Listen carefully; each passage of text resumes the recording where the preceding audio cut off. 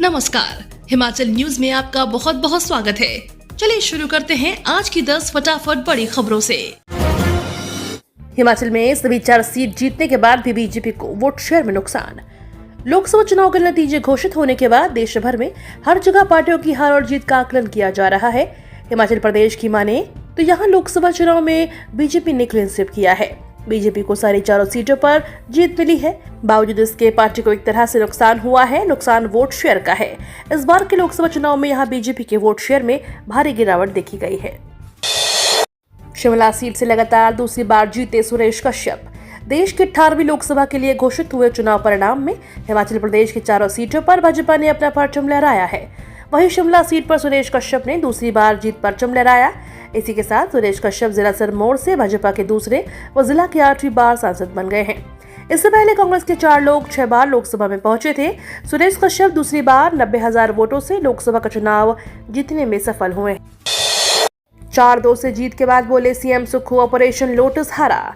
हिमाचल प्रदेश में विधानसभा के 6 सीटों पर उपचुनाव के कांग्रेस के लिए खुशखबरी लाया। यहां पर 6 सीटों में से कांग्रेस को 4 सीटों पर जीत मिली, जबकि भाजपा को 2 सीटों से संतोष करना पड़ा। कांग्रेस ने लाहौल स्पीति, सुजानपुर और गगरेट कुटलेहड़ में जीत हासिल की। वहीं भाजपा को बड़सर सुधीर शर्मा ने जीत का परचम लहराया है। जानकारों के अनुसार कांग्रेस से भाजपा में शामिल हुए पूर्व विधायकों को उपचुनाव में बड़ा झटका लगा है। आज को हटेगी आदर्श आचार संहिता, सूबे में विकास कार्य पकड़ेंगे रफ्तार। लोकसभा चुनाव, विधानसभा उपचुनाव के मंगलवार को नतीजे घोषित होने के बाद अब हिमाचल प्रदेश में चुनाव नतीजे आने के बाद अब गुरुवार को औपचारिक तौर पर आदर्श चुनाव आचार संहिता हट जाएगी। इसके चलते ही हिमाचल प्रदेश में अब विकास के कार्य रफ्तार पकड़ेंगे। मुख्यमंत्री सुक्खू जल्द ही कैबिनेट की बैठक में भी बुला सकते हैं। लोकसभा चुनाव में भाजपा को 56 और कांग्रेस को मिले 41% वोट। हिमाचल प्रदेश में लोकसभा चुनाव में भाजपा को इस बार 56% और कांग्रेस को 41% मत पड़े हैं। चुनाव में कांग्रेस के मुकाबले भाजपा को 14% अधिक वोट मिले हैं। कुल मत 40,78,952 में से भाजपा को 22,96,431, जबकि कांग्रेस को 16,95,904 वोट मिले हैं। कांगड़ा लोकसभा सीट पर कुल 10,37,474 में से भाजपा प्रत्याशी राजीव भारद्वाज को 6,32,593 मत पड़े, जबकि कांग्रेस के आनंद शर्मा को 3,80,629 मत पड़े हैं। हिमाचल वासियों के लिए खुशखबरी, यहां शुरू होगी हेली टैक्सी की सुविधा। पिछले कुछ वर्षों में हेली टैक्सी यातायात का एक बेहतर विकल्प बन चुका है। हिमाचल प्रदेश में भी इसे एक बेहतर विकल्प के तौर पर देखा जा रहा है। शिमला से प्रदेश के विभिन्न क्षेत्रों के लिए हेली टैक्सी की सुविधा को जल्द ही शुरू किया जाएगा। शिमला के संजौली हेलीपैड से यह सुविधा शुरू की जानी है। इससे प्रदेश के विभिन्न क्षेत्रों के लिए आवाजाही आसान हो पाएगी। वहीं पर्यटकों को भी एक क्षेत्र के दूसरे क्षेत्र पहुंचने में आसानी होगी। कांग्रेस की हताशा से हैट्रिक में कामयाब बीजेपी, 6 विधायकों की बगावत ने बिगाड़ा खेल। हिमाचल प्रदेश में प्रधानमंत्री नरेंद्र मोदी का जादू चला और सरकार होने के बावजूद कांग्रेस भाजपा की हैट्रिक को नहीं रोक सकी। कांग्रेस की हताशा से भाजपा मिशन रिपीट करने में कामयाब हो गई। राज्यसभा चुनाव के दौरान कांग्रेस के 6 विधायकों की बगावत से उठे तूफान के बाद पार्टी के कई नेता चुनाव लड़ने के लिए बड़े नेता ही तैयार नहीं हो रहे थे। इससे आधी लड़ाई कांग्रेस तभी हार गई। हिमाचल के 5 स्कूलों को मिला पर्यावरण की बेहतरी के लिए green school award. Himachal Pradesh के 5 स्कूलों को अपने परिसरों में पर्यावरण की बेहतरी के लिए ग्रीन स्कूल पुरस्कारों से नवाजा गया है। इनमें 3 सरकारी स्कूल शामिल हैं। पर्यावरण के क्षेत्र में कार्य करने वाले centre for science and environment में ग्रीन स्कूल प्रोग्राम के तहत पर्यावरण व्यवस्था के आधार पर अलग अलग वर्ग में इन स्कूलों को सम्मानित किया गया। विश्व पर्यावरण दिवस के उपलक्ष्य पर बुधवार को शिमला के गेयटी थिएटर में मुख्य सचिव प्रबोध सक्सेना ने पुरस्कार प्रदान किए। शिमला में सर्कुलर रोड पर नवबहार से आईजीएमसी तक बनेगी 890 मीटर लंबी डबल लेन सुरंग। शिमला शहर में यातायात की समस्या से निवारण के लिए राज्य सरकार जाखू पहाड़ी के नीचे नवबहार पेट्रोल पंप के समीप से सर्कुलर रोड पर चिकित्सा महाविद्यालय शिमला तक 890 मीटर लंबी डबल लेन सुरंग का निर्माण करेगी।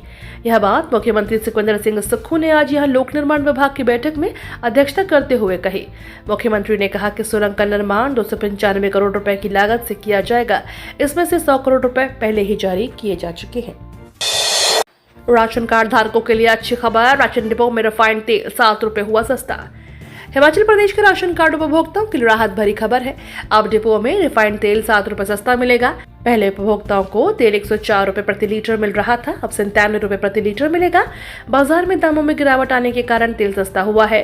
डिपोओं में उपभोक्ताओं को इस माह यानी जून में रिफाइंड तेल सस्ता मिलेगा। इससे आम उपभोक्ताओं को राहत मिलेगी।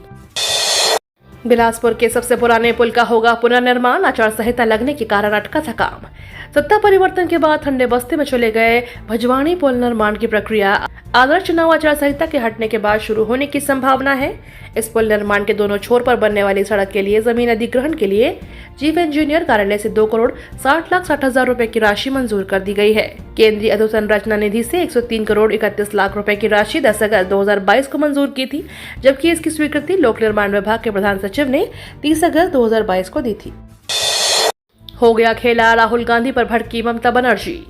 पश्चिम बंगाल में लोकसभा चुनाव को लेकर ममता बनर्जी और कांग्रेस के बीच पैदा हुए मतभेद अब तक दूर नहीं हुए हैं। बंगाल में ममता ने इंडिया गठबंधन से अलग होकर चुनाव लड़ा था और 29 सीटें अपने नाम की हैं। इस बीच उन्होंने राहुल गांधी पर निशाना साधते हुए कहा कि मैंने राहुल गांधी को जीत की बधाई दी, लेकिन उनकी तरफ से कोई जवाब नहीं आया। शायद वह बिजी होंगे। अगर उनकी तरफ से कोई जवाब नहीं आया तो मेरा कुछ नहीं जाएगा। एनडीए के नेता चुने गए पीएम मोदी, टीडीपी और जेडीयू ने दिया समर्थन। नई सरकार पर कयासों का दौर खत्म हो गया है। नीतीश कुमार और चंद्रबाबू नायडू ने बीजेपी को समर्थन पत्र सौंप दिया है। ऐसे में मोदी 3.0 का रास्ता साफ हो गया है। इससे पहले एनडीए की बैठक में नरेंद्र मोदी को पीएम बनाने का प्रस्ताव पास किया गया था। मोदी को सर्वसम्मति से नेता चुना गया। प्रस्ताव में कहा गया कि पीएम मोदी के नेतृत्व में देश में विकास की नई लहर दिखाई दी। बाइडेन से लेकर पुतिन तक एनडीए की जीत पर पीएम मोदी को राष्ट्र प्रमुखों ने दी बधाई। रूसी राष्ट्रपति व्लादिमीर पुतिन और अमेरिका के राष्ट्रपति जो बाइडेन ने पीएम मोदी को बधाई दी। बाइडेन ने एक्स पर लिखा, प्रधानमंत्री नरेंद्र मोदी और एनडीए को उनकी जीत पर बधाई। इस ऐतिहासिक चुनाव में लगभग 65 करोड़ मतदाताओं को बधाई।